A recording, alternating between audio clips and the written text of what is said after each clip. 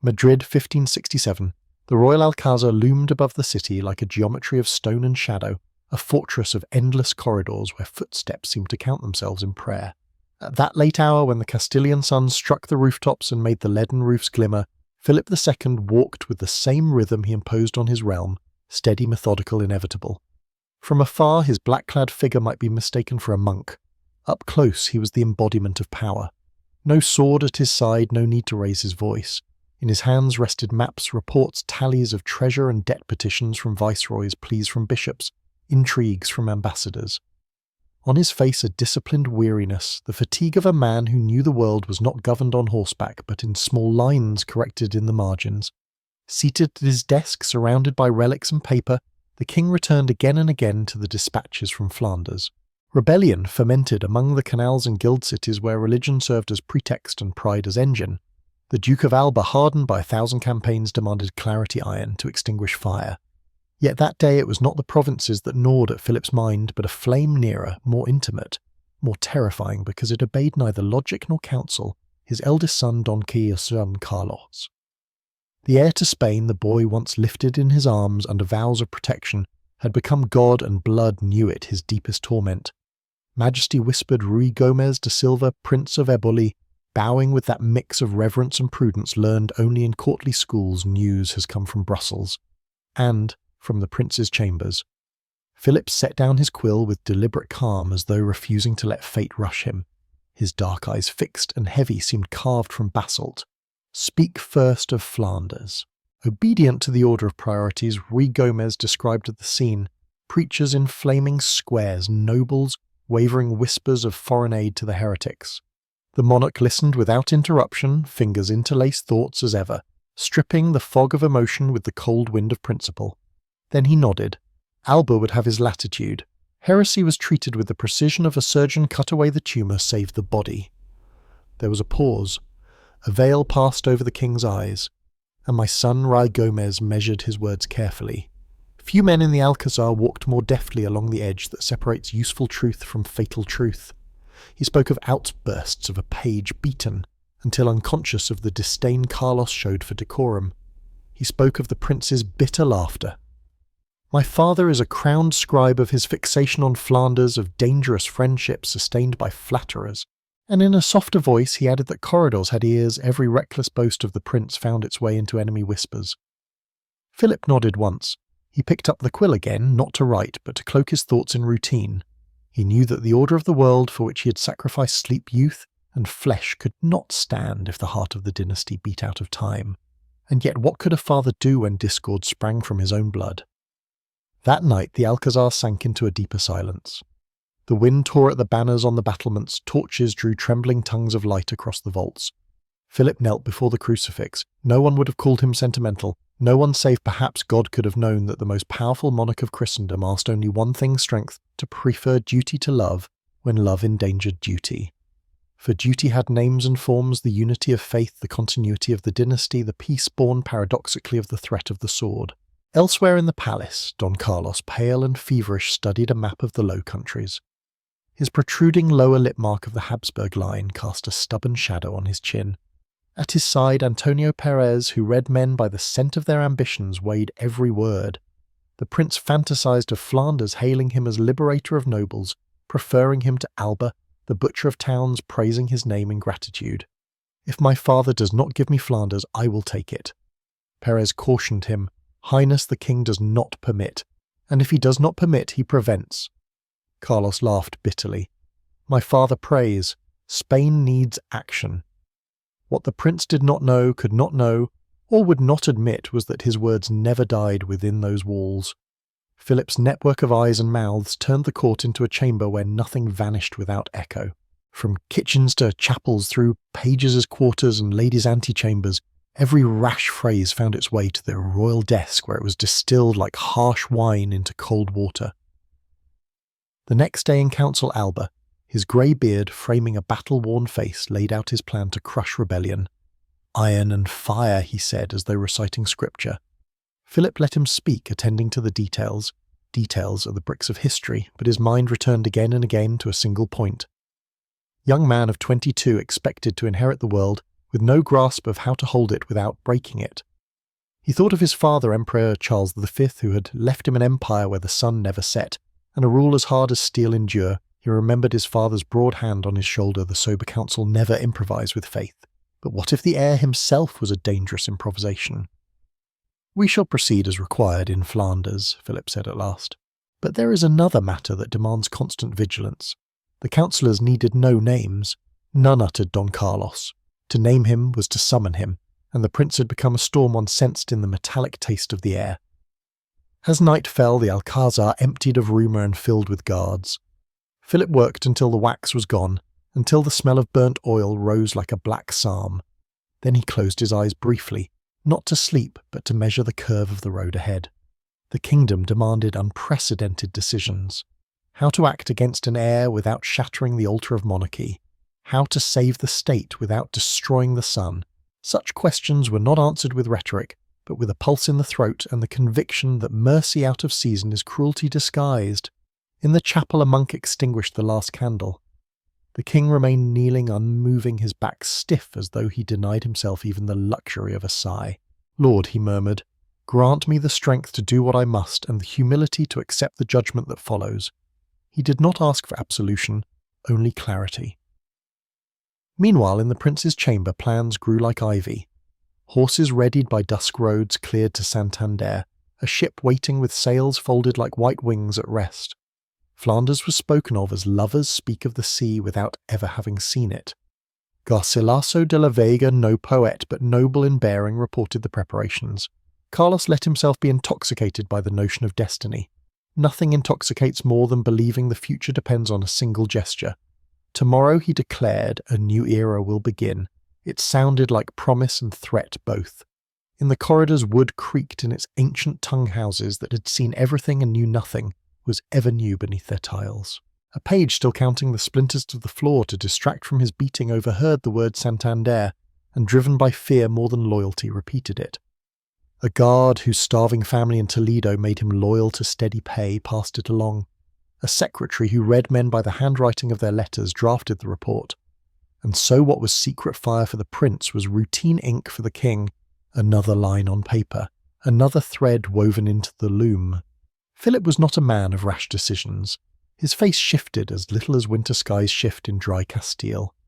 But within him a door closed with absolute finality. The time had come to save the realm from its heir. That afternoon he received a chaplain returned from Rome. They spoke of the Pope of indulgences of relics, harmless conversation a shield. When the priest departed, Philip was left with his shadow. His fingers brushed almost without touching a small portrait the boy. Carlos had once been eyes still innocent lips, not yet hardened by the family grimace. The king moved it aside as one sets down a glass before it falls. He wished nothing to shatter, and yet he knew something must. Night fell over Madrid with a thin cold that sang through the joints of the palace. Discipline held guard, changes, steps echoing in courtyards, kitchens falling vacant. Above it all hung the sense that something irreversible was beginning. Men who serve kings learned to recognize the scent of decisive hours. That scent of waxed leather and fear floated now in the galleries. Philip returned to the chapel. This time he asked nothing. He accepted. The image of his father, the map of Flanders, the face of his son fixed together in his mind like a triptych. The realm, he thought, is not inherited. It is born, and to bear it requires sometimes choosing between two evils. He had chosen. Stepping out, the night received him with a clean edge. He issued instructions without raising his voice. The words slid from the king's lips into the world with the natural weight of gravity. At once the palace ceased to be a maze and became a machine. Every man found his place, every door its fate. Neither love, nor fury, nor posterity would stop what had been set in motion. High above, beyond the smoke of chimneys, a hard, cloudless sky looked down without pity. The Alcazar stone wood iron prepared to hold a secret. And between father and son, without words, a wall rose that no kingdom could ever tear down, the wall separating love from obedience. Before we continue, leave a like and subscribe, only if it truly feels natural. And now softly tell me, where are you listening from? Don Carlos of Austria was 22 years old in 1567, but already bore the weight of centuries upon his face and body. The inbreeding of the Habsburg line, that dynasty which stitched together half of Europe with its marriages, had left cruel marks on him. His jaw jutted forward in the infamous Habsburg lip, his legs were uneven and his body frail. He walked with a restless energy as if every step must prove his vitality against the frailty inherited from his blood. His eyes were feverish, alternating between vacant melancholy and sudden sparks of rage. Servants feared his presence. Courtiers whispered of his mood swings, and guards learned to brace for his blows. From childhood, Carlos had been difficult. A fall down a staircase in Alcalá had fractured his skull, and some said the injury sharpened his violence and weakened his reason. Physicians treated him with bleedings and potions, but nothing soothed the storm. He flew into fury for the smallest slight, struck pages and companions without restraint, and then fell into fits of weeping. For the courtiers who watched him grow, the prince's behaviour was a dangerous omen. How could this man one day govern an empire stretching from Peru to the Philippines? Yet Carlos was not devoid of ambition. His fevered mind clung to one vision: Flanders. He dreamed of crossing the seas of northern Europe, of appearing before the nobles and towns as their saviour, the prince who would free them from the bloody rule of the Duke of Alba. He spoke of it with wild eloquence, pacing his chamber, his finger stabbing at the map. They will cheer me as their liberator, he insisted. They will see that Spain has a king who fights, not one who hides behind prayers. Around him gathered a circle of confidants, men who both feared and flattered him. Antonio Perez, subtle and calculating, listened to the prince's tirades with a diplomat's caution, always careful to nod without promising too much. Garcilaso de la Vega, loyal by birth and by name, offered practical help, securing horses, bribing guards, sketching escape routes. These men knew Carlos was reckless, but they also knew that even a reckless heir was still heir to the greatest crown in Christendom. To be close to him was dangerous. To abandon him could be fatal. The prince's temper became court legend. One day he struck a servant with such fury that the man lay senseless for hours. Another day, in a fit of obsession, Carlos ordered an enormous pile of fruit, brought to his chambers, devoured it greedily, then collapsed in illness. At times he swore his father sought to poison him and refused food for days. At other times he demanded indulgence until his body ached. His excesses became gossip in embassies, and foreign diplomats carried tales abroad. Spain's prince was unhinged, Spain's dynasty doomed. And yet for all his instability, Carlos possessed strange magnetism. To some young nobles weary of Alba's merciless hand, he appeared a possible champion. His defiance of the king's severity gave him the aura of a tragic rebel. They whispered that perhaps God had chosen the flawed son to challenge the father, to open the path to a gentler Spain. Others thought him a pawn too wild to rule, yet useful for their own ends. The paradox of Don Carlos was this: a man too fragile for the throne, yet too dangerous to be ignored. Each outburst, each conspiracy deepened the gulf between him and his father. In his chamber before the great map of Flanders, he rehearsed the destiny he believed awaited him. He would ride out of Spain like a storm breaking chains, welcomed by rebels as their deliverer. He would outshine Alba, defy Philip, and prove himself not the weakling they believed, but the new force Europe awaited. But beyond his locked doors, whispers carried. The palace itself seemed to conspire, every servant a potential informer, every page an unwitting spy. What Carlos mistook for secrecy was already unravelling in reports read nightly by his father, and thus the fever of the son burned hotter, while the silence of the father grew colder. In the corridors of the Alcázar, nothing was truly private. Every whisper, every misplaced word seemed to drift as if the walls themselves breathed it into hidden ears. Felipe had woven a web of informants so intricate that even the prince's dreams reached him in fragments scribbled in reports that arrived before the wax of the seals was dry. Pages, guards, even confessors, each man, whether knowingly or not, became a thread in the king's invisible net. Don Carlos never understood this. He spoke with reckless fire, certain that loyalty was bought by his title alone. When he railed against his father, mocking him as a crowned scribe, the words were not confined to the circle of confidence. Before the night ended, they appeared on parchment in the king's study, phrased with chilling precision. His Highness claims Spain requires a man of action, not a monarch chained to papers. To Carlos, his tirades were defiance. To Philip, they were evidence. The contrast between father and son could not have been sharper. Carlos, with his pale skin and restless eyes, burned with a feverish desire to break free to carve a destiny in Flanders where he would be hailed as liberator. Philip, dark-eyed and motionless, chose silence as armour. Where Carlos shouted, Philip recorded. Where Carlos dreamed aloud, Philip calculated in quiet. The son was consumed by the fire of youth, the father by the weight of eternity. In the council chamber, the Duke of Alba stood like a monument to severity. His face lined by campaigns and scarred by duty reflected an iron certainty. Majesty, he declared leniency in the Low Countries, is poison. The heretics must feel fire and sword, not words. Compassion will breed rebellion. The Duke's hand struck the table as if to punctuate the sentence with steel. Philip listened, his gaze fixed on the tapestry depicting the Battle of Pavia, his father's triumph, his dynasty's pride. Alba's logic was harsh but clear, only blood could preserve order. Yet Philip's mind wandered back to his son's chambers where maps of Flanders lay unfurled under fevered eyes. Alba sought to crush rebellion abroad, but the greater danger stirred under the same roof. The councillors spoke of levies of gold arriving from the Indies of troop deployments. Philip nodded at the right moments, answered with the measured tone of a ruler who seemed unmoved. But within he measured another battlefield, not Antwerp, not Ghent, but Madrid.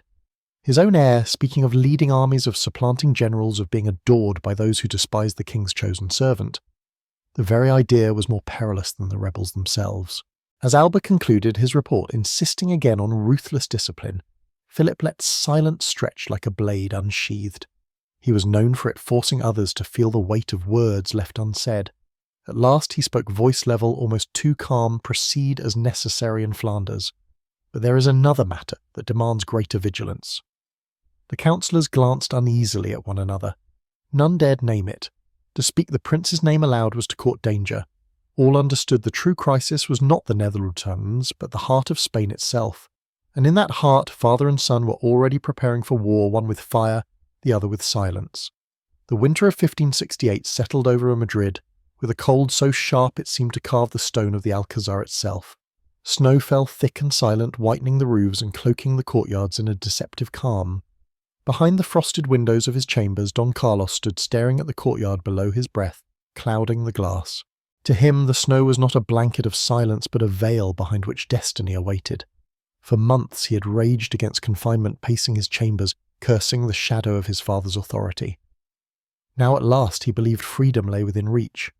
Loyal nobles whispered in his ear, Garcilaso de la Vega, who pledged horses hidden beyond the city gates, a handful of servants willing to risk coin and blood, and secret sympathizers who promised safe conduct through Castile to the northern coast. Santander would be the key. From there a waiting ship would carry the prince across stormy seas to Flanders. In the Low Countries he imagined himself greeted not as an exile, but as a messiah. The nobles, weary of Alba's terror, would rally behind him. Citizens would open their gates and hail him as the prince who dared defy the iron hand of Spain's armies.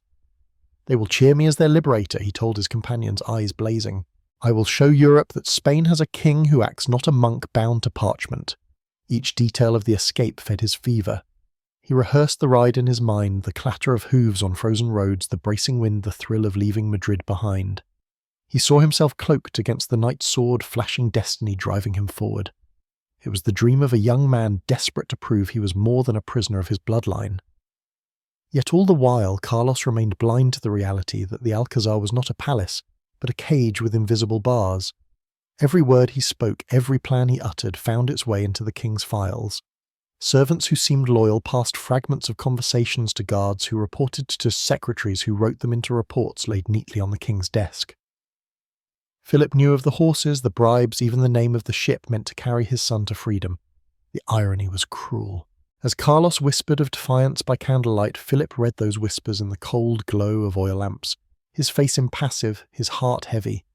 The son dreamed of escape. The father knew every detail. And so even before the snow melted, the prince's flight was already doomed, not by chance, but by the invisible hand of the king who watched everything. The night of January 18th, 1568 descended on Madrid, with a silence broken only by the crunch of snow beneath boots and the muffled clink of weapons. Within the Alcazar, the king rose from his chair after hours of immovable stillness, his face unreadable. Reports of his son's planned escape lay sealed before him. The evidence was no longer rumour but certainty. As king, he could not hesitate. As father, he felt the knife twist within. Just past midnight, Felipe II walked the corridors with measured steps flanked by a handful of guards and trusted counsellors. Torches threw wavering shadows on stone, transforming the palace into a theatre of judgment. Each man followed in tense silence, aware they were about to witness an act without precedent in the annals of Spain, a king moving against his heir. When they reached the guarded doors of the prince's chambers, Felipe dismissed the sentries with a flick of his hand. He entered first alone. For a moment he stood in the dim glow of the chamber, watching his son asleep. The features of Don Carlos, fevered and restless even in slumber, carried a trace of the child he had once cradled in his arms. That memory pierced him. Yet memory could not outweigh duty. The prince stirred, sensing a presence, and his eyes snapped open. Recognition flared into rage. "What are you doing here?" Carlos demanded, rising abruptly, his face twisting with fury. "I have come to save you from yourself," my son Felipe answered, voice steady though heavy with sorrow. At his signal the guards entered. Steel glinted in the torchlight.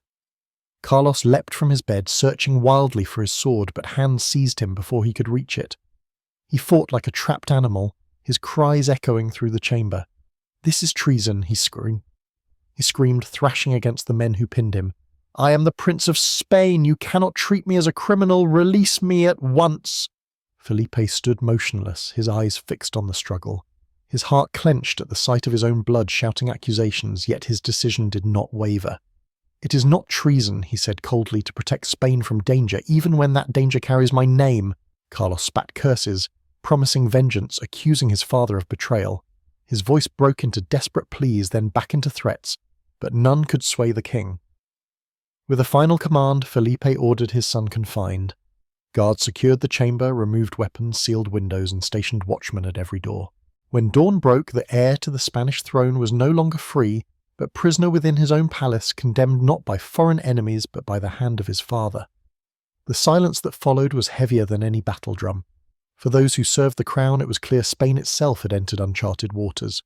By dawn, the news had seeped through the corridors of the Alcazar. Don Carlos was a prisoner. His chamber, once a princely apartment, had been transformed overnight into a cell.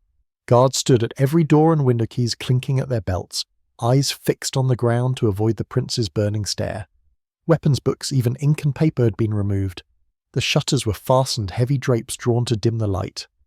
For Spain's heir, the palace had become a gilded cage. At first, Carlos reacted with defiance. He hurled furniture against the doors, shouted threats of vengeance, and demanded to see the ambassadors of Europe. When food was brought, he flung it to the ground, shouting that his father meant to poison him. His fury shook the walls, yet the guards remained silent, their orders absolute. And as the days passed, rage gave way to despair. He lay for hours on the bed, staring at the ceiling, then erupted in sudden storms of violence that left the room in ruins. Beyond Madrid, the scandal spread like wildfire. In Rome, whispers reached the Vatican. Could it be true that the most Catholic king had imprisoned his only son? In Paris, Catherine de' Medici raised her eyebrows in calculated astonishment, repeating the rumour that the Spanish prince had plotted rebellion. In London, Elizabeth I allowed her propagandists to craft pamphlets, painting Philip as a tyrant who caged his heir like a criminal. Diplomats scurried to their capitals, bearing tales laced with intrigue, half-truths and invention. Philip, aware of how swiftly gossip could undermine the dignity of his crown, acted with measured precision. Official letters were dispatched to the courts of Europe speaking of necessary measures for the health of the realm, but avoiding details that might feed suspicion. To the Pope he wrote of a son afflicted by indispositions of mind and body, a careful phrasing meant to cloak scandal in the veil of paternal concern. Yet beneath the diplomacy the king was tormented. Each night reports arrived describing his son's condition, bouts of mania, refusals of food, destructive rages. Philip read them in silence, his face as impassive as carved stone, but the hours he spent before the crucifix grew longer. He sought strength, not comfort, strength to endure the sight of his heir's downfall without betraying weakness before his ministers or enemies. Inside his chamber, Carlos clung to fantasies of escape. He whispered to the guards offering bribes for freedom. He promised titles and lands to any who would smuggle him to Flanders, but the guards loyal to their king or fearful of his wrath did not bend. Each failed attempt deepened the prince's paranoia. He accused the shadows of plotting the walls of spying and of all his father of betrayal. Thus Spain's great palace bore witness to a silent war, the son raging against invisible chains, the father binding himself with duty heavier than iron. And beyond those walls, Europe waited breath-held to see whether the House of Habsburg would endure its most intimate crisis or collapse beneath it. The confinement of Don Carlos quickly became more than a matter of locked doors and barred windows. It became a descent into the labyrinth of his own mind. Deprived of freedom, the young prince turned his fury inward, his body and spirit the battlefield upon which he waged war. Some days he refused foods entirely convinced every bite was poisoned at his father's command. He lay in bed for hours, lips cracked, staring at the ceiling, as though expecting the plaster itself to betray him. Other days, seized by a manic hunger, he demanded mountains of fruit and trays of sweets, devouring them with frantic abandon until his stomach revolted. The same man who starved himself like an ascetic could gorge like a glutton, leaving his attendants bewildered, his body weakened. His mood shifted with terrifying speed. In the morning he might greet the guards with soft words, offering them promises of gold and titles if they would help him escape. By nightfall he cursed them as traitors, hurling whatever object lay at hand against the door. Sometimes he wept, whispering of betrayal and loneliness. Sometimes he laughed hysterically, declaring he would soon rise from his prison as King of Flanders, King of Spain, King of all Christendom. The walls of his chamber absorbed these storms like a confessional, each outburst echoing in the silence of the Alcazar. Philippe II received reports daily, each more disquieting than the last. Doctors noted the prince's fevers, his refusal to bathe, his refusal to wear clothes appropriate for the season, wandering half-dressed through his chamber, even in the biting cold. Courtiers wrote of destruction, furniture, splintered clothing torn to rags. Felipe read it all without outward reaction, then spent long nights on his knees before the crucifix. The father in him longed to rush to the chamber and hold his son. The king in him remembered that a moment of weakness could imperil the realm. He chose to remain the king. But Europe was watching, and Europe was not kind. Rumours multiplied across embassies and markets alike. In Paris, pamphleteers whispered that Felipe had locked away his heir to seize absolute power for himself. In London, Elizabeth's agents spread darker tales that the Catholic king planned to starve his own son to death in secret. Even in Rome, murmurs questioned how Father Lewis could confine his flesh and blood with such severity. Felipe knew he was becoming a symbol and not the one he wished. To his enemies, he was no longer the cautious monarch defending Catholic faith, but the tyrant who shackled his own son. To his allies, he was an enigma, pious, calculating, perhaps merciless. Each rumour sharpened his isolation, driving him deeper into the refuge of his work and prayer. Inside the sealed chamber, Don Carlos paced like a caged animal, burning through what remained of his strength. Outside, Felipe carried the silence of a man who had sacrificed love on the altar of duty. And across Europe, whispers painted the king in darker hues than even he could imagine, transforming a family tragedy into a political weapon. By the spring of 1568, the shadows within Don Carlos's chamber had grown longer than the days themselves.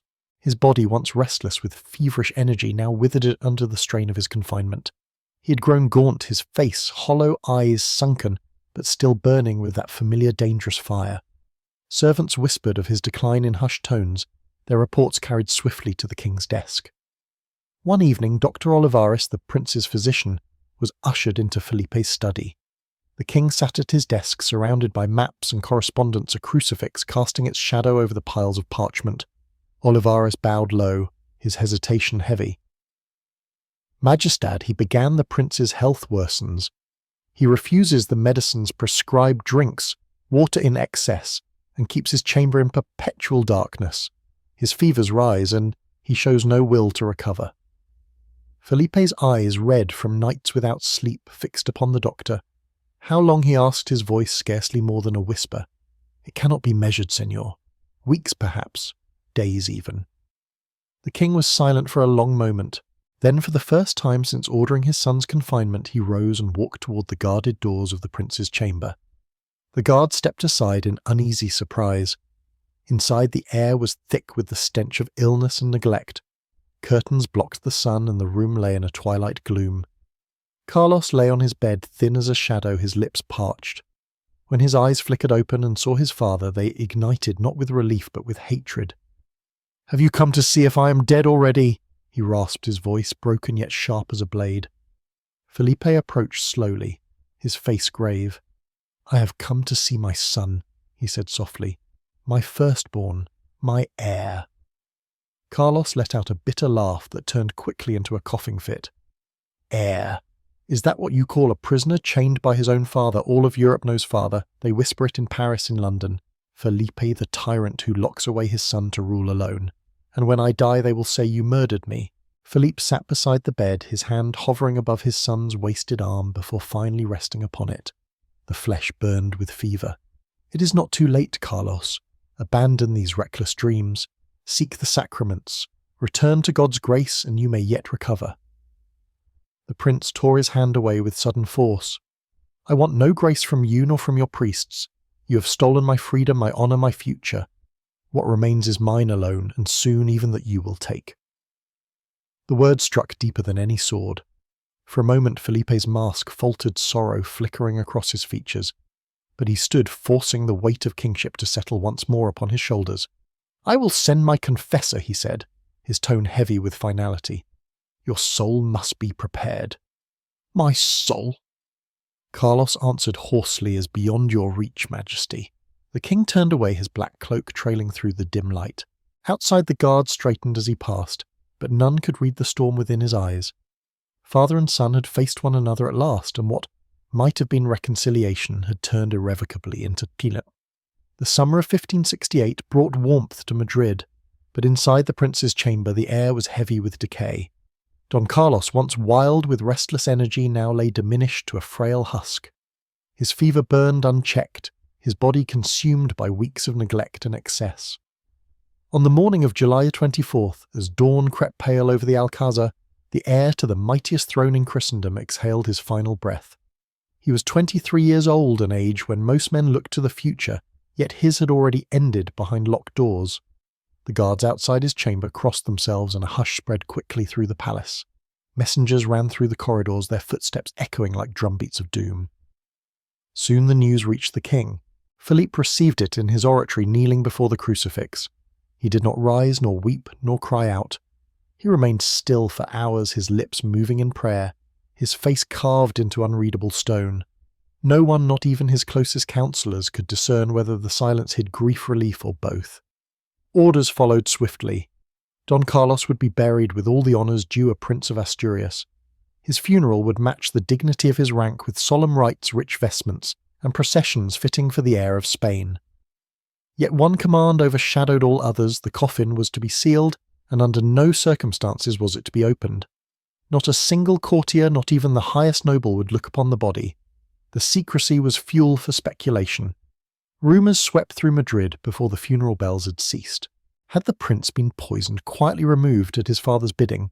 Had he starved himself in madness, driven to slow suicide? Or had he been smothered, silenced forever to prevent rebellion? The sealed coffin offered no answers, only questions that spread faster than the tolling of bells. Across Europe the scandal exploded. In Paris, Catherine de' Medici hinted slyly that Spain had sacrificed its prince to preserve its king. In London, Elizabeth for fierce pamphleteers painted lurid images of a son strangled in his bed by order of a fanatical father. In the Protestant Netherlands, Don Carlos was recast overnight as a martyr, a tragic figure who might have freed them from tyranny had he lived. Even in Rome, where papal allies sought to defend Felipe, whispers lingered in the shadows of St. Peter's: what father seals his son's coffin unless he fears what it may reveal? And so the young man who had dreamed of liberation found it only in death. His coffin, carried with regal pomp, passed through crowds silent and pale, their faces unreadable masks of grief, curiosity, and dread. Beneath the banners and the chants of priests lay not just a body but a secret the king swore would remain buried. The funeral of Don Carlos unfolded with the grandeur expected of a prince of Asturias, yet something vital was absent. Cloaked mourners gathered, nobles in black velvet lined the route, and priests intoned the solemn rites. The coffin, draped in rich brocade, was borne toward its resting place. But the eyes of the court searched for the figure who did not appear Felipe II himself. The king, who had buried wives, parents, and emperors, refused to walk behind the bier of his only son. Instead, he remained secluded in his oratory at the Alcázar, kneeling before the crucifix, lips pressed to prayer. For hours he neither moved nor spoke, as if attempting to bury his grief or his guilt beneath relentless devotion. His absence was louder than the tolling of the bells. The people of Madrid whispered that the king could not bear to face the body, or that he dared not. Others murmured that father and son had parted as enemies, and even in death reconciliation had proved impossible. The sealed coffin had already stirred suspicion, Now the king's refusal to attend the ceremony fanned the embers of scandal into flames. Only two men knew more than the rest, Felipe and Dr. Olivares, the prince's physician. Olivares had tended to Carlos in his decline, had witnessed the strange marks and wasting fevers.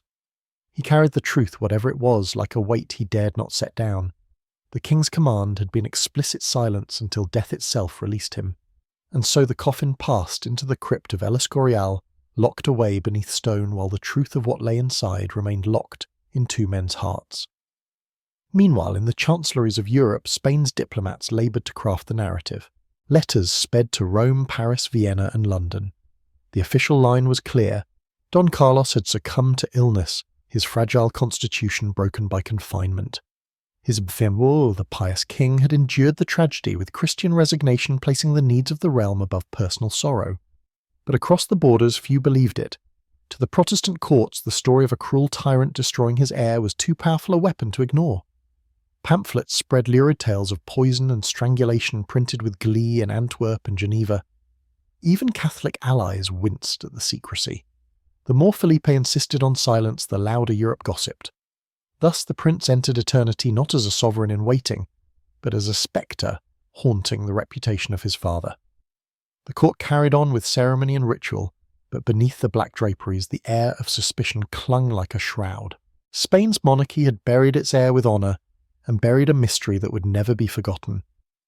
In the weeks that followed Don Carlos's death, the sealed coffin in El Escorial was no longer just a tomb, it became a stage for Europe's imagination.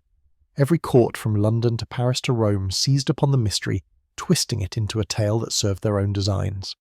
In France, Catherine de' Medici savoured the scandal like fine wine. To her courtiers she remarked with theatrical gravity that Spain had sacrificed its own heir upon the altar of fanaticism.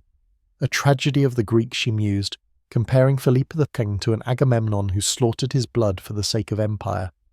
In her hands the prince's fate became a weapon proof that Spain's power was as fragile as its family bonds.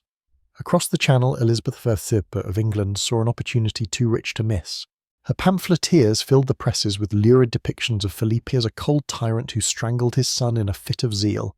See, she declared to her advisers how popery devours even its own children. The story of Carlos became another thread in the tapestry of Protestant propaganda, designed to warn her people of the dangers of Rome. Even in Rome itself, the whispers could not be silenced. Pope Pius V stood firmly behind the Spanish king, praising Felipe for his devotion to faith above all else. Yet behind closed doors, cardinals whispered questions they dared not voice aloud. Why had the coffin been sealed? Why had the king stayed away from the funeral, supporting public doubt in private that became the Vatican's compromise? And then there was the rumour that refused to die the tale that would outlive even the century Don Carlos's supposed love for Queen Elizabeth of Valois, his stepmother. Elizabeth, young, graceful, and only 2 years older than Carlos, had once been betrothed to the prince before marrying his father instead. Their closeness in age, their easy companionship, and the prince's fiery temperament gave birth to endless speculation. Did they share stolen glances, whispers in corridors? The story had no proof, but it had all the elements of romance and tragedy Europe craved. Playwrights and poets carried the tale forward. The scandal became legend, and legend became art. Schiller's pen centuries later would cast Carlos as a doomed hero, and Verdi's opera Don Carlo would immortalize him as a lover, sacrificed to the machinery of state. The historical prince, a troubled, unstable young man, was reborn in literature and music as a martyr of love and freedom. Thus, a life marked by violence, confinement and decline was rewritten into something larger, more dramatic. Don Carlos, the failed heir, became Don Carlos, the tragic legend, a figure forever chained to his father's shadow and to a love that may never have existed. The months after Don Carlos's death marked a transformation in Felipe VI that even his closest courtiers could feel. Where once the king had shown glimmers of tenderness, moments of private anguish, silent prayers whispered, as a father now there was only stone. The loss of his heir seemed not to soften him, but to calcify his resolve. He worked longer hours, burying himself in papers, dispatches and reports. His already austere habits grew harsher. Meals were taken quickly, and without joy audiences' shortened humour banished entirely. Felipe no longer entertained questions of mercy or compromise. Where his son had embodied reckless fire, the king now embodied unyielding ice. In the Netherlands, the Duke of Alba carried this hardness into policy. His Council of Troubles, soon known as the Council of Blood, condemned thousands to death in the name of royal order. Entire towns where terrorized noblemen executed, their estates confiscated. Alba's iron rule was not simply strategy, it was the embodiment of Felipe's conviction that rebellion must be crushed utterly, whatever the cost. The dream Don Carlos once cherished of ruling Flanders as a liberator was now a ghost drowned beneath waves of executions, but while Spain tightened its grip, Protestant Europe sharpened its pens. In Antwerp, in Geneva, in London, the story of Don Carlos was retold as proof of Spanish tyranny. Pamphlets painted him as a young prince of promise, destroyed by a father too consumed with fanaticism. In these tales, Carlos was not a broken man undone by his own instability, but a martyr of freedom, a figure whose death symbolized the suffocation of liberty under Spanish rule. The irony was cruel. In life, Don Carlos had been erratic, dangerous, and incapable of governing. In death, he became a rallying cry more powerful than any army. His name was invoked in rebel speeches, his fate compared to the plight of oppressed provinces. If a king can kill his own son, they asked, what mercy can his subjects expect? Felipe remained unmoved. To him, such rumours and propaganda were the barking of distant dogs against the fortress of Spain. He answered them not with words, but with silence and with steel. The king who buried his son also buried the last traces of sentiment, becoming the monarch Europe now feared most: cold, relentless, implacable. From that point on, the memory of Don Carlos no longer haunted only the halls of the Alcázar. It haunted the very image of Spain across Europe, an empire gilded in gold but shadowed by a coffin sealed in silence. The Mediterranean, October 7th, 1571. Off the coast of Greece, cannon smoke and splintered oars choked the sea. Christian galleys clashed against the Ottoman fleet in one of the most decisive naval battles of the age. At the heart of the Christian armada stood Don Juan of Austria, the Felipe II's half-brother, the illegitimate son of Charles V, a man everything Don Carlos had never been. Charismatic, disciplined, and beloved by his men, Don Juan commanded with a steadiness that turned chaos into order. By dusk, the banner of the Holy League flew victorious. The Ottoman threat that had loomed so heavily was shattered. News of Lepanto reached Madrid weeks later. Courtiers erupted in celebration, bells rang across Christendom, and poets proclaimed Don Juan as the saviour of Europe. Yet in Philippe's private chambers, the reaction was different. The king received the dispatch in silence, read it slowly, and withdrew to his oratory. There at last, tears welled in the eyes of the man who had remained dry-eyed even at the death of his son. To Felipe, this victory was more than strategy or fortune. It was vindication. He saw in Lepanto the hand of God affirming his reign, confirming that his choices, even the most terrible, had been aligned with divine will. The sacrifice of Don Carlos, the hardening of his rule, the relentless defence of Catholic unity, all of it now seemed justified by this triumph over the infidel.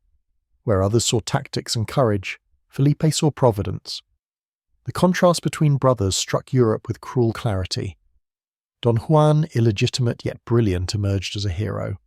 Don Carlos, legitimate heir, had died raving in confinement. One brother embodied Spain's glory, the other its shame. Felipe, ever cautious, never voiced the comparison aloud, but in his heart he wondered whether God himself had chosen which son of Charles V would carry the family's true legacy. And so Lepanto became more than a naval victory. It became the king's private absolution. Before the crucifix, Felipe whispered thanks for the sign he had long prayed for. Spain's scourge of heresy and champion of Christendom had prevailed. His reign and even his most painful decisions now carried the sheen of divine approval. At least that was what the king allowed himself to believe. Tragedy did not loosen its grip on the House of Habsburg after Don Carlos. Instead, it seemed to tighten each new death, feeding the whispers of a curse upon the dynasty. In 1568, only months after the prince's sealed coffin was lowered into the crypt, Queen Elizabeth of Valois, Felipe's young French wife and once betrothed to Carlos himself, died suddenly after a failed childbirth. She was only 23. Her beauty and vivacity had brought a rare warmth to the stern court of Madrid.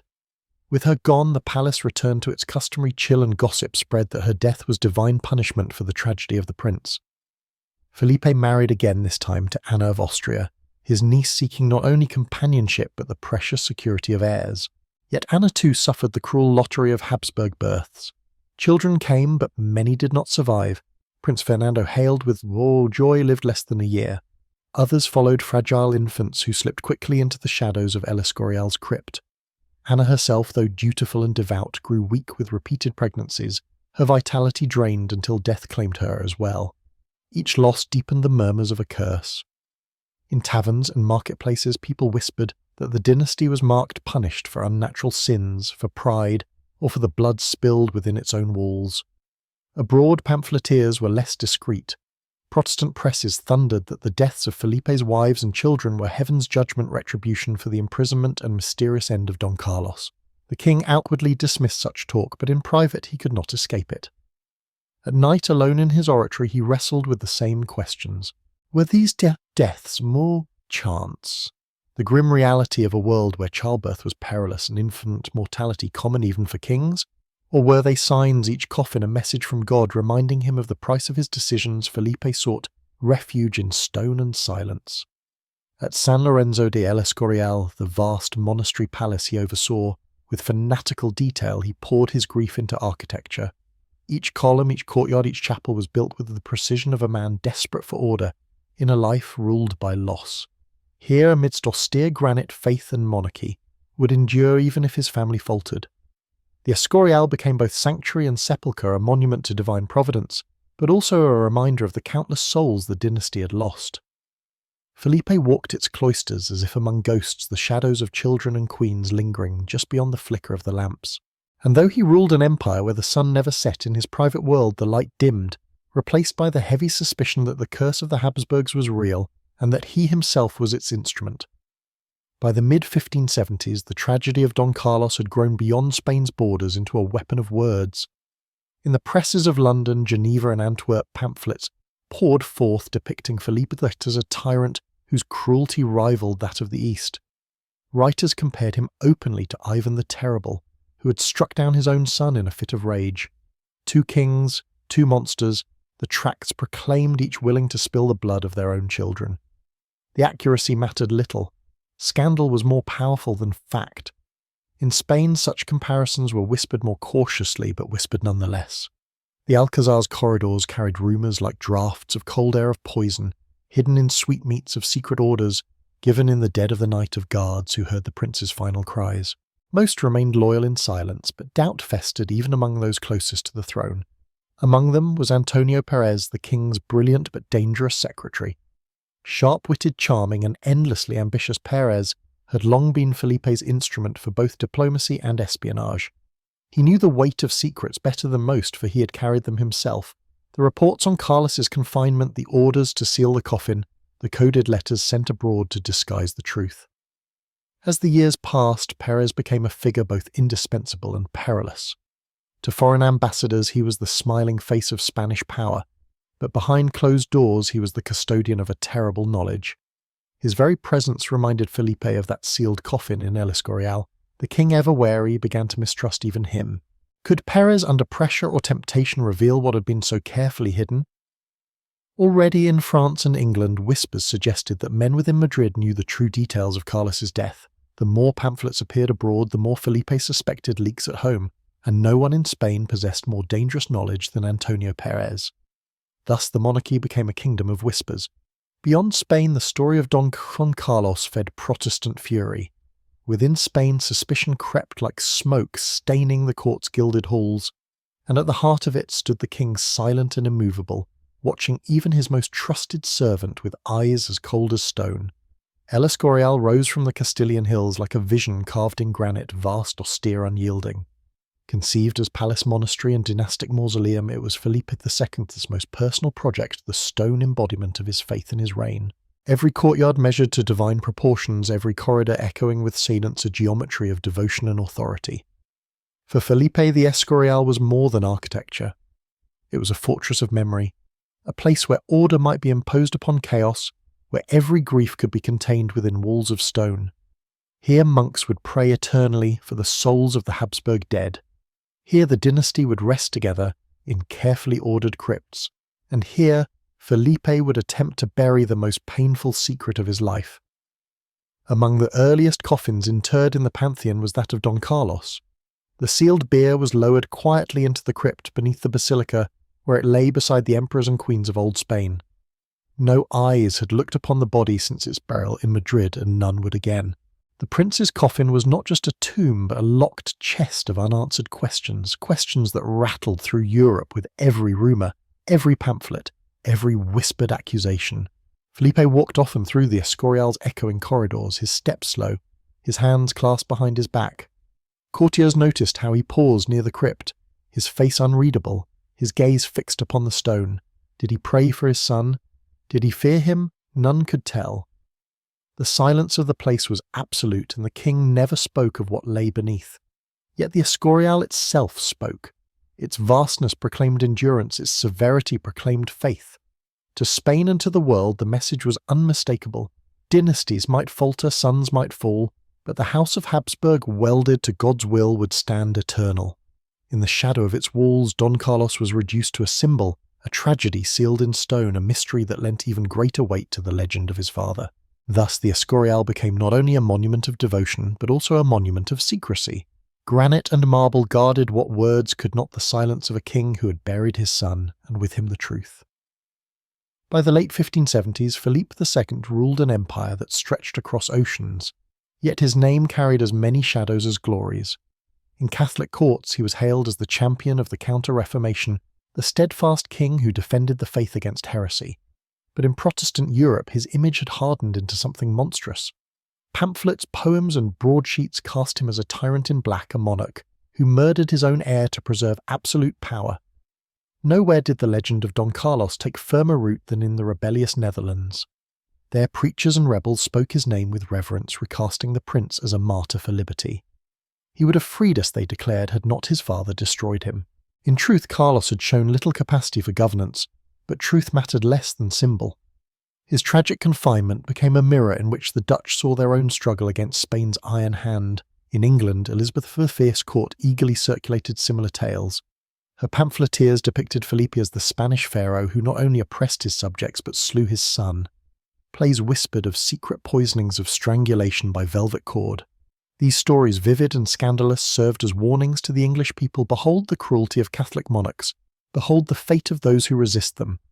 Even within Catholic lands, the legend could not be contained. Some whispered that Felipe was more feared than loved, that his silence and his secrecy concealed not prudence but guilt. Others defended him fiercely, arguing that only a king willing to sacrifice even his son could preserve the faith against enemies on every side. Thus Don Carlos ceased to be a man and became instead a myth. To Protestants he was the prince who died for freedom. To Catholics he was a troubled soul whose death was necessary for Spain's survival. Between these poles truth dissolved. The sealed coffin in El Escorial no longer held a body, but a symbol, one that each side reshaped to suit its cause. Felipe withdrawn into his granite monastery, and his endless paperwork let them talk. His empire, he believed, would not be won or lost by rumours, but by steel, silver and faith. Yet the whispers endured, woven into the very fabric of his reign. For all his victories, for all his monuments, he could never silence the question echoing across Europe: what truly happened to Don Carlos night after night? The corridors of the Escorial seemed to whisper. Servants swore they heard footsteps where none should be, the faint sound of a door opening, the echo of a voice long silenced. To them it was imagination, but to Felipe II it was something more. In the stillness of his chamber, bent over parchments by candlelight, he would sometimes feel a presence behind him, the heat of a gaze, the shadow of a son who would never sit upon the throne. Felipe was not a man prone to outward displays of emotion, but the death of Don Carlos had carved a wound he could not close. He buried himself in labour, reading reports until dawn, drafting letters until his hand trembled. Work was penance, ink his shield against memory. Yet the harder he laboured, the more the ghosts pressed in. At times he confessed to his physician of sleepless nights and fevers that gripped his body as if punishment from above. His gout worsened, his joints twisted in agony. He refused rest, refused diversion. To his courtiers he appeared tireless, but in truth he was hollowing himself out, one decree, one letter at a time. Only in the presence of his confessor did the mask falter. Kneeling in the dim light of the oratory, Felipe's voice sometimes broke. "If I sinned, let God's judgment fall upon me, not upon Spain." He whispered the words choking in his throat. He spoke of the coffin he had ordered sealed of the child he had once cradled in his arms, of the heir who died in chains by his command. The confessor offered absolution words of comfort that a king's duty sometimes outweighed a father's love, that the sacrifice of one had preserved the faith of millions, but absolution could not silence the echoes. In Felipe's dreams, Carlos returned pale and fevered, accusing eyes burning with reproach. "You killed me," the spectre whispered, "not with poison, but with silence." Thus the king lived haunted not by rebellion, nor by enemies abroad, but by the memory of a son who became more powerful in death than he had ever been in life. Philippe's body withered, his spirit darkened, and though the empire stretched across the world, its master walked its palaces as a solitary prisoner of guilt. The last decades of Felipe II's reign were years of exhaustion, of empire, of treasury, and of body.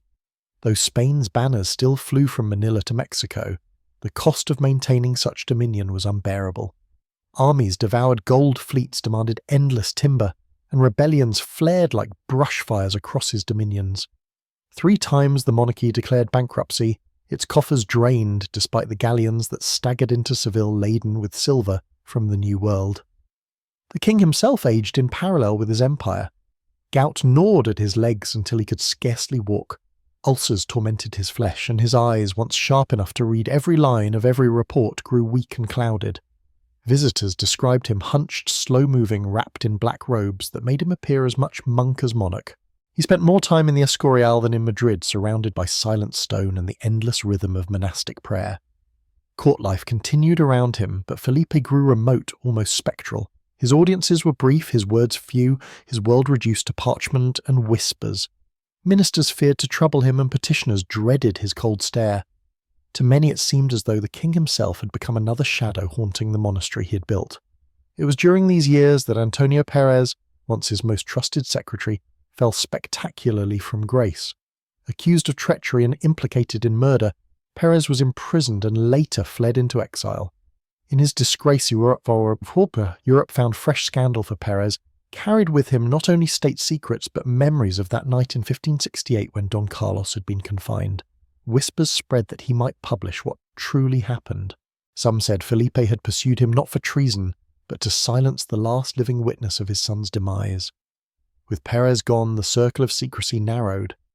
Those who had known the details were dead disgraced or silenced. The coffin of Don Carlos remained sealed, and the truth, whether poison, starvation, madness, or despair, was buried with him. Even as the king continued to rule, his silence became its own kind of answer. The empire endured, but its master appeared already half in the grave, his life consumed by paperwork, prayer, and the weight of ghosts. Felipe II was still the mightiest monarch in Europe, yet more than ever he seemed a prisoner of his own history, chained to the memory of the heir he had buried and the secret he had sworn never to reveal. In the autumn of 1598, the bells of El Escorial tolled not for a prince, but for the king himself. Felipe II, once master of the greatest empire the world had ever seen, lay in his chamber wasted by fever, his body ravaged by gout and sores that no physician could ease. The man who had outlasted rebellions, bankruptcies, and endless wars now faced an enemy that no discipline could defeat. The room was austere, lit only by the dim glow of candles and the shadow of the crucifix looming above the bed. Around him gathered priests and monks murmuring prayers, their voices mingling with the faint scratching of quills recording every detail of the king's decline. Yet it was not the clergy Felipe sought in his final lucid moments. It was his son and heir, the young Philip III. The boy king-to-be knelt by the bedside, gazing at the father who had always seemed more a figure of history than of flesh. Felipe's voice, hoarse but still carrying the authority of a lifetime, beckoned him closer. "You will govern an empire greater than any before it," he whispered, each word costing him breath. "But remember, power is a burden, not a crown of ease. Every decision you make will weigh upon your soul until your dying day." The young prince nodded solemnly, but Felipe's eyes, dark and sunken, pierced him still deeper. After a long silence, he spoke again. "There is a shadow in our house, one that no man has dispelled. It concerns your brother, Carlos." The name, almost never spoken in the Escorial, seemed to thicken the air. Felipe's lips trembled as if struggling between confession and silence. At last he managed only this: "What I did for Spain. One day history may understand." The words hung like incense in the chamber. heavy, elusive, unresolved. Before his heir could press for clarity, the king's strength failed. He closed his eyes, murmured a final prayer, and surrendered to death. Thus passed Felipe II, the monarch who had ruled half the known world yet had never ruled his own heart. To his grave he carried the truth of Don Carlos's end locked as tightly as the sealed coffin in the crypt below. When Philip III inherited the throne, he also inherited that silence, the unsolved riddle of a brother lost. And across Europe the legend of Don Carlos lived on a spectre forever tied to the legacy of Spain's most secretive king. When Felipe II's coffin joined his son's in the crypt of El Escorial, Spain believed it had closed a chapter of grief and scandal, but death did not silence the story, it amplified it. With the king gone, rumour was freed from restraint, and the mystery of Don Carlos began its second life not as history but as legend. In Protestant lands, pamphleteers eagerly folded the tale into the growing black legend of Spain. To them the kingdom was a land of cruelty and fanaticism ruled by a monarch so merciless he had destroyed his own son. The tragedy of Carlos became proof inked on paper and whispered across taverns that Catholic Spain was rotten at its core. Playwrights and poets embraced the tale as if it had been written for the stage. In the 18th century, Friedrich Schiller's drama Don Carlos gave Europe a prince reborn as a romantic rebel, torn between love, liberty and tyranny. No longer the unstable youth who had terrified his servants, Schiller's Carlos was a martyr to freedom, an idealist strangled by a father's cold hand. The legend only grew when Giuseppe Verdi set the story to music. His opera Don Carlo transformed the Spanish court into a theatre of doomed passion, casting the prince and his stepmother Elizabeth of Valois as tragic lovers, their union thwarted by Felipe's implacable will. To audiences across Europe, the opera's soaring arias gave flesh to a myth that facts could not destroy. The real Carlos violent and unstable disappeared. In his place stood a hero who embodied the eternal struggle between desire and power love and oppression. Each retelling darkened Spain's image further. The sealed coffin at El Escorial became a symbol not only of a son buried too young, but of a nation condemned to secrecy, cruelty and fanaticism. The truth, fragmentary, ambiguous, hidden behind walls of stone, was irrelevant. What mattered was the story, and the story became propaganda, art and myth all at once. Thus the prince who failed in life triumphed in death, his legend eclipsing his reality, and the king who sought to bury scandal beneath silence unwittingly ensured that it would echo for centuries, feeding the black legend of Spain that would haunt its history as surely as Don Carlos's ghost haunted the corridors of the Alcazar. In the end, the story of Felipe II and Don Carlos is not only the tale of a father and a son, but of power itself, how it devours what is most human in the name of what is most enduring. A dynasty, an empire, a faith stretching across continents, all these weighed upon the king until even blood became expendable. Carlos was not merely a restless heir. He became the measure of Felipe's resolve, the sacrifice demanded to preserve the unity of Spain and the authority of the crown. It is easy to cast the king as monster and the son as martyr, yet the truth is more complex and more unsettling. Felipe was neither murderer in the shadows nor saint at prayer, but both a man whose sense of duty consumed his capacity for love. Carlos was not the noble liberator of legend, but a troubled youth whose instability threatened the realm. Their tragedy lies in how monarchy reduced them to roles they could not escape, one forced to be the cold guardian of an empire, the other the doomed symbol of rebellion. The price of power was paid not only in wars, bankruptcies or lost colonies, but in silence, in sealed coffins, locked corridors and secrets carried to the grave. Felipe built the Escorial to stand as a monument to faith and endurance, but it also became a tomb of shadows where grief and guilt were entombed alongside kings. The mystery of Don Carlos is its most enduring relic, proof that even in an age of chronicles and ceremonies, the heart of monarchy could remain hidden. What lessons remain for us today? That power thrives on secrecy, but secrecy breeds suspicion. That rulers who subordinate family to state may preserve the empire but destroy themselves. And that history remembers not only victories and decrees, but the human costs carved into silence. Felipe began won the world, yet in doing so lost his son, his peace, and perhaps his soul. Don Carlos, incapable of ruling in life, became immortal in death. Together they remind us that behind the grandeur of crowns and empires lies a simple truth: power exacts a price, and it is most often paid in blood. Power is rarely as golden as it appears in portraits and palaces.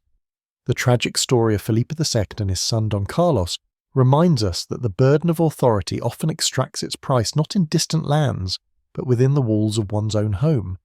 For the Spanish king ruling an empire that stretched across oceans required a resolve so inflexible that it left no space for tenderness even toward his heir. For Don Carlos, restless and unstable, the suffocating weight of dynastic expectation pushed him toward defiance and despair. Together, father and son became trapped in roles dictated less by love than by the machinery of monarchy. What lessons linger for us centuries later in this story of sealed coffins and whispered rumours? The first is the danger of secrecy. Felipe believed that by locking away the truth of his son's fate he could protect the crown from scandal. Yet the silence did not erase suspicion. It amplified it. Across Europe, pamphlets and plays filled the void, painting him as a tyrant and turning Carlos into a martyr.